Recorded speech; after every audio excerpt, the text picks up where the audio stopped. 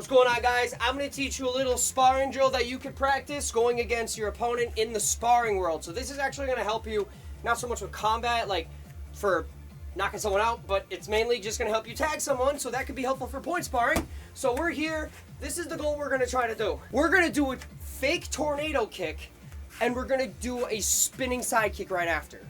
So all I'm trying to do is I'm just going to take my back leg, I'm going to take it, I'm going to turn, lift towards him. I'm going to go to him. I'm jumping and switching. You see how I gained a lot of distance, all right? See how I gained that real quick? I went 1, 2, creating that motion, assuming he backs up, right? So from here, I go 1, I continue the turn, my left leg comes up, I deliver the turning back kick or spinning side kick. So all I'm doing is I'm creating this motion where I go, hey, boom. I'm just making him see something. I'm here. I go, oh, fake, and I'm going right for the kick. Like I said, like you saw the head, you saw the stomach. I could do it the other way too.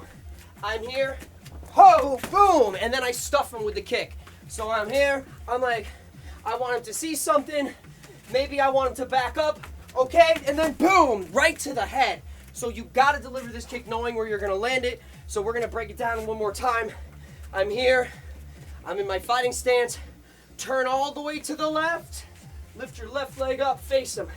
Now, jump switch your feet. Right foot is up. All right, from here, place my right foot down. I'm gonna turn my left. Lift my left leg up, fire out the side kick. If I can reach the head, so be it. If you wanna put some pressure on them, I recommend dashing forward and then doing it, so then you could drop an axe kick on them if you really feel like you can land that sort of thing. Give it a good practice. Kamsahamnida. Good luck.